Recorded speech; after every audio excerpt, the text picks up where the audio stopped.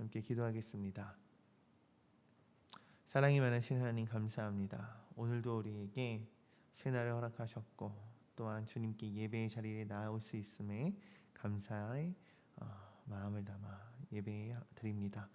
하나님, 이 시간 말씀 듣는 시간에 하나님 마음의 문을 열게 하시고 우리의 그곳에 하나님의 말씀이 역사하게 하여 주시옵소서. 말씀으로 우리가 회복되고 말씀으로 우리가 변화되고 말씀으로 우리가 힘입는 그러한 시간 되기 원하오니 하나님 함께하여 주시옵소서. 예수님의 이름으로 기도합니다. 아멘. 할렐루야. 이 시간 함께 말씀을 나누고자 합니다. 여러분, 우리는 우리의 삶에 있어서 늘 좋은 일만 가득하면 좋겠죠. 우리의 삶에 있어서 늘 기쁜 일만 가득했으면 좋겠고 행복한 일들만 우리의 삶 가운데 있었으면 좋겠는 것이 사람의 마음입니다. 그런데요, 살다 보면 우리들의 삶이 꼭 그렇지만은 않더라고요. 마치 비유를 해보자면 바다를 향하여 출항하는 것과 비슷한 것 같아요. 보통 배를 띄울 때 출항을 할 때 어떠한 마음에 어떠한 환경에 삽니까? 어떤 부푼 꿈을 갖고 또 어떤 목표와 목적을 이루기 위하여 힘차게 출항을 띄우지 않습니까? 특별히 날이 밝은 날, 햇빛은 쨍쨍하고요, 바람도 잔잔하고요, 푸르른 하늘이 가득할 때 그 푸르른 하늘을 내 등에 지고 가자, 이런 마음으로 출항하지 않나 싶습니다. 근데요, 출항할 때의 모습은 꿈도 있고 뭔가 희망이 있고 사람들의 축하와 환호를 받으며 출항을 하지만요, 막상 바다 한가운데에 나가보면 그 항해의 여정에는요 굉장히 번쩍이는 청둔 번개도 있고요, 그리고 한 채 앞을 볼 수조차 없는 강한 바람과 비바람이 몰아치는 폭풍우를 맞이할 때도 있습니다. 이런 상황에 우리가 처하게 된다면 무엇이 필요할까요? 저는요, 이럴 때 필요한 것이 바로 위로와 격려이지 않나 싶습니다. 저 또한 과도한 업무가 제게 막 쌓여 있을 때 굉장한 스트레스를 받아요. 근데 그 스트레스 받고 굉장히 짓눌려 있고 굉장히 힘든 상황에서요, 주변에 있는 분들의 격려를 받았던 경험이 있습니다. 그런데 그 격려와 위로를 받았더니 여러분 어떻습니까? 엄청난 새 힘이 나고 원동력이 되더라고요. 그래서 더 열심히 내게 주어진 것들을 감당하였던 그런 기억이 있습니다. 이처럼 우리들의 삶 가운데에서도 갑작스러운 환경의 변화나 어떠한 의도치 않았던 폭풍우를 맞이하였다 하더라도 어쩌면 내가 이걸 해결할 수 있을까? 내가 이걸 이 문제, 눈앞에 보이는 큰 산과 같은 이 문제를 내가 감당할 수 있을까라는 생각이 들 때 여러분, 우리에게 필요한 것 중 하나, 제일 중요한 것은 하나님의 위로인 줄로 믿습니다. 여러분, 하나님의 위로가 우리의 신앙생활과 또 우리의 삶 가운데 임한다면 우리는 어떤 폭풍우를 맞이할지라도 혹은 크고 높은 산과 같은 환난을 마주할지라도 거뜬히 이겨낼 수 있는 줄로 믿습니다. 그렇게 우리는 하나님의 위로를 구해야 합니다. 우리가 구해야 할 위로는 어떠한 위로일까요? 무엇을 구해야 할까요? 그리고 우리가 하나님께서 주시는 위로, 그 위로가 우리에게 있어서 어떤 역할을 하며 우리에게 어떠한 결과를 가져올까요? 오늘 선포되어진 말씀을 통해서요, 우리가 오늘 함께 나눌 위로에 대해서 이야기를 나누면서 우리가 정말 이 예배 시간, 이 말씀을 통해서 하나님께서 주시는 위로를 받는 저와 여러분들이 되었으면 합니다. 첫 번째는요, 여러분, 예수님께 임하였던 위로가 있더라고요. 처음으로 나누고자 하는 위로는 예수님께서 받으셨던 위로예요. 여러분, 예수님께서는 사역을 시작하시고 예수님 당신의 그 사역이 점차 이 땅에서의 사역의 끝을 향하면 향할수록 계속해서 자신에게 앞으로 펼쳐질, 자신이 앞으로 맞닥뜨려질 십자가의 고난, 그리고 그 이후에 있을 부활에 대하여 계속하여 제자들에게 말씀하셨어요. 근데 그 중에 누가복음 9장 28절 이하의 내용을 보면 변화산에서 예수님께서 영광스러운 모습으로 변하시며 모세 그리고 엘리야를 만나십니다. 그때 구름 가운데 예수님을 비롯한 그곳에 함께 있었던 제자들에게 어떤 음성이 들립니다. 무엇입니까? 함께 읽겠습니다. 시작. 구름 속에서 소리가 나서 이르되 이는 나의 아들 곧 택함을 받은 자니 너희는 그의 말을 들으라 하고. 아멘. 이는 나의 아들 곧 택함을 받은 자. 이리 말씀하시는 하나님의 음성이 십자가의 고난을 앞에 둔 예수님 앞에 있어서 얼마나 큰 위로가 되었을까, 이런 생각을 해보았습니다. 여러분, 예수님도 하나님이시지만 인간의 몸을 입으시고 이 땅에 찾아오셨습니다. 인간의 몸을 가지고 우리와 동일한 조건과 동일한 상황에서 십자가를 앞에 둔 예수님, 얼마나 그 마음과 그 사역에 고되었을지, 얼마나 힘드셨을지 우리가 조금은 상상해 볼 수 있지 않나 싶습니다. 예수님은요, 인간의 몸으로 이 땅에 오셨기 때문에 열심을 다하여 늘 하나님 앞에 엎드려 기도하셨습니다. 날마다 시간이 나면 기도하셨죠.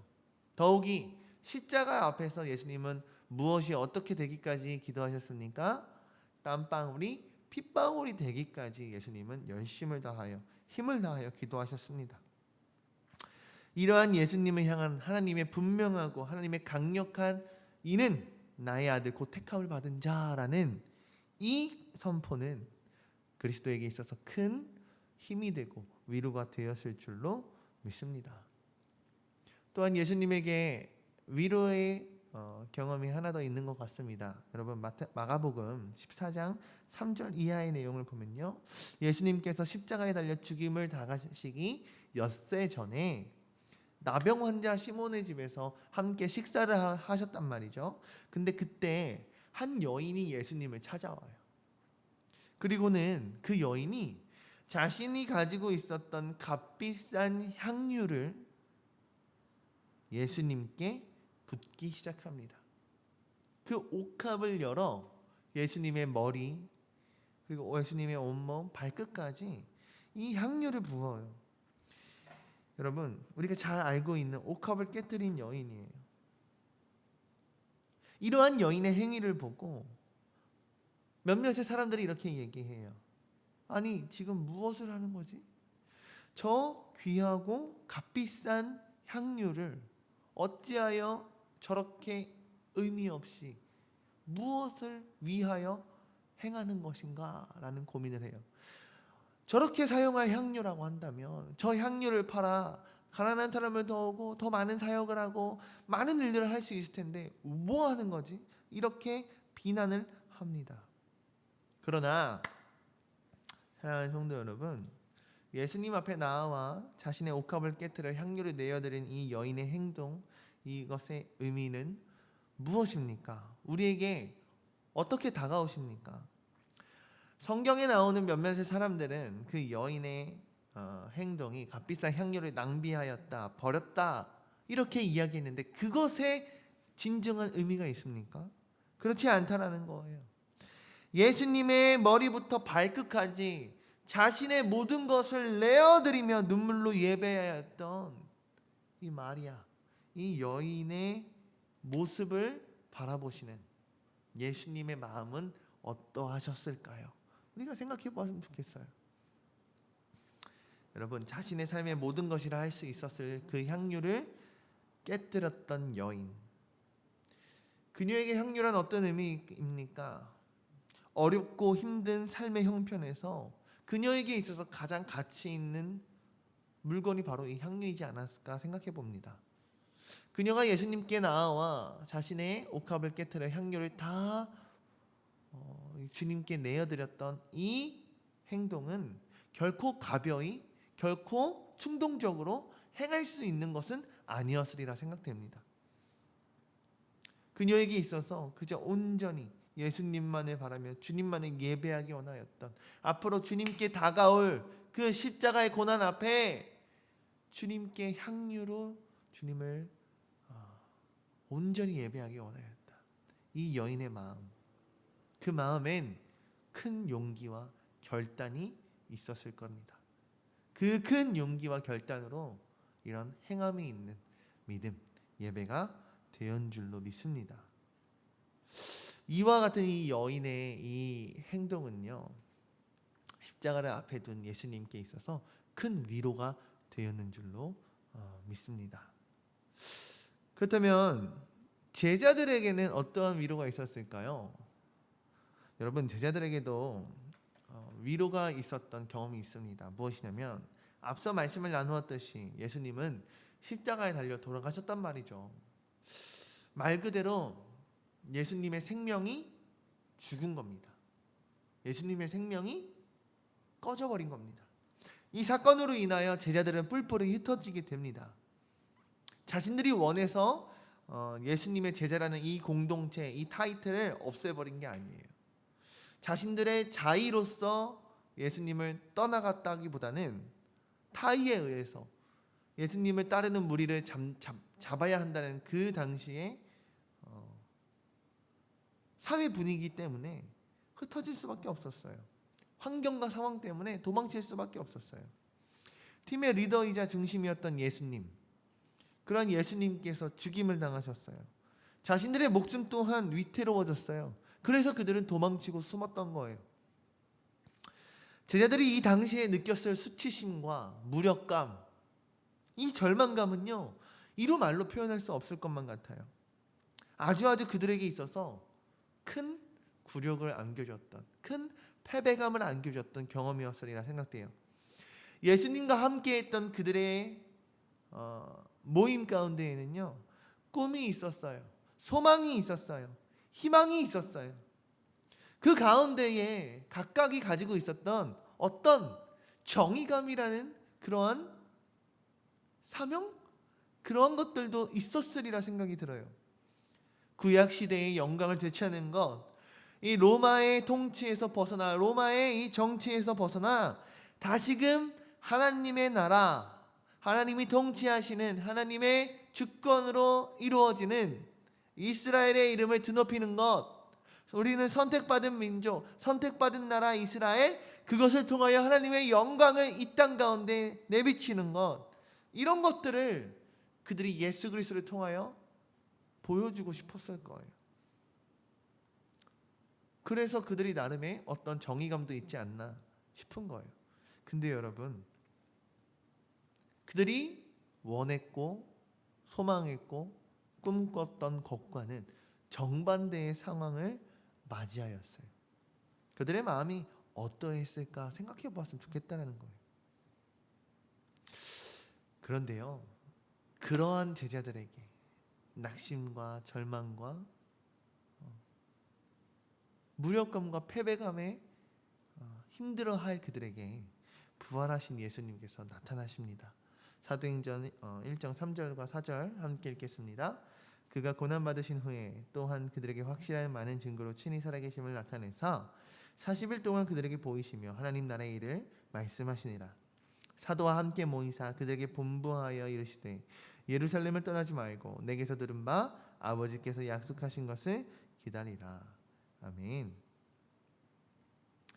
제자들은요, 다시 부활하신 예수님을 만났습니다.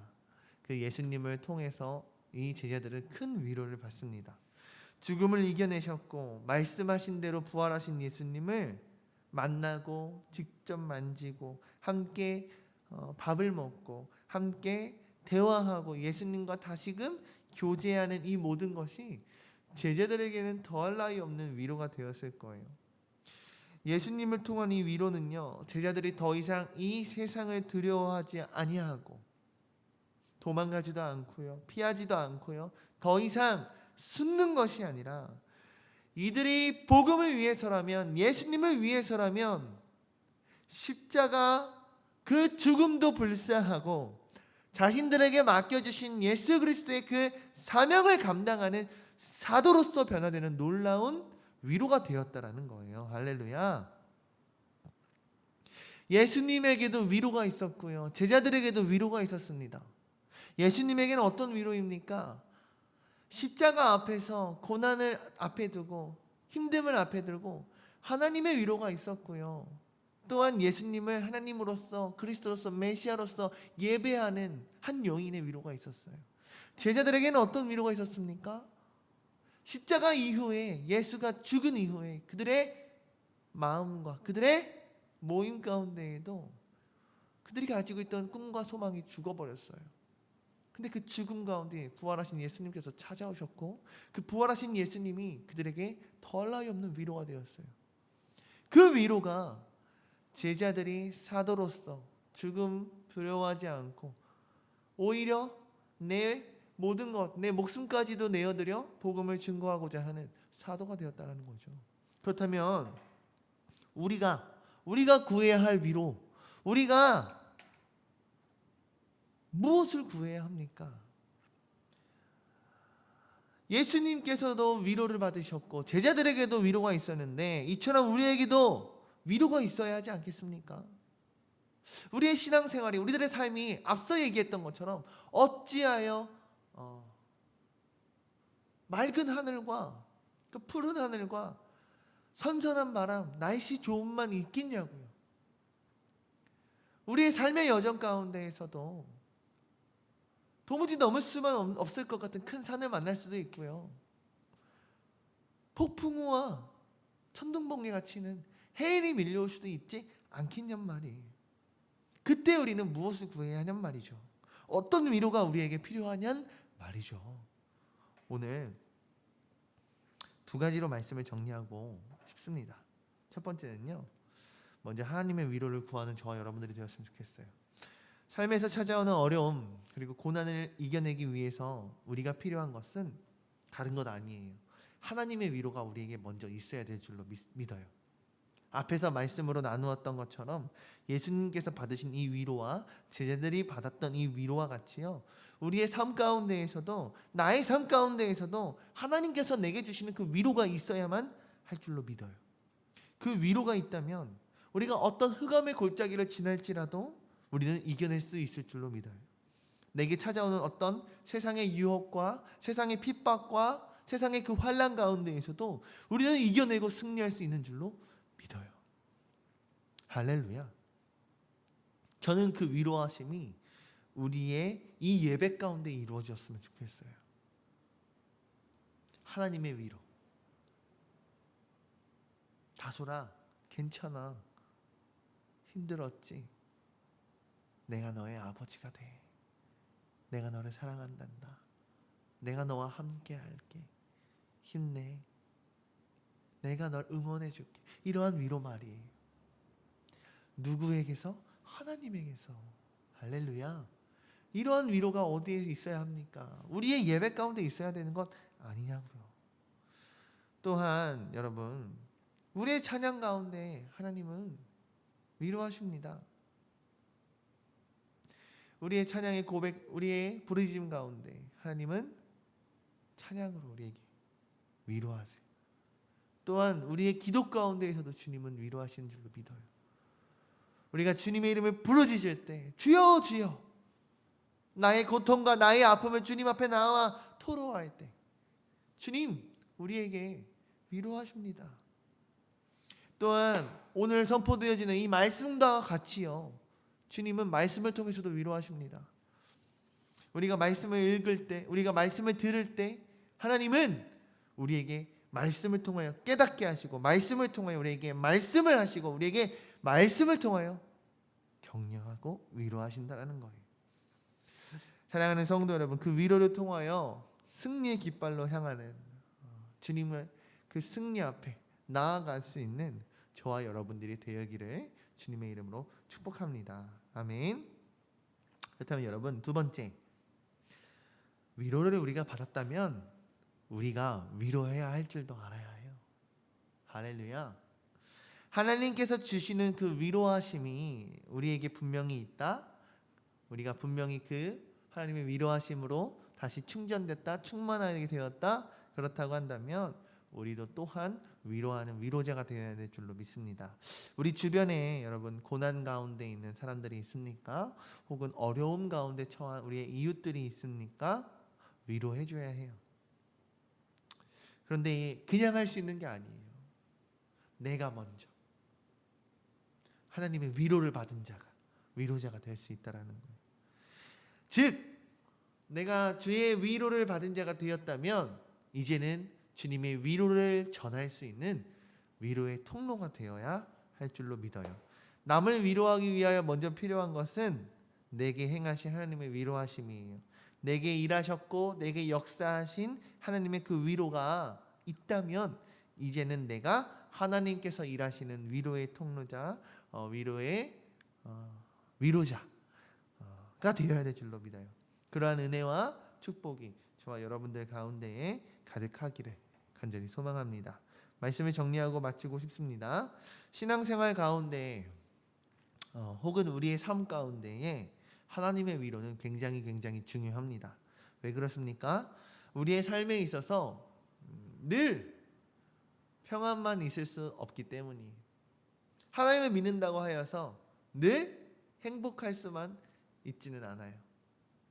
우리가 예수님을 믿고 신앙생활을 잘 할지라도 우리의 삶 가운데에는 늘 마주하는 크고 작은 문제들이 존재하기 때문이에요.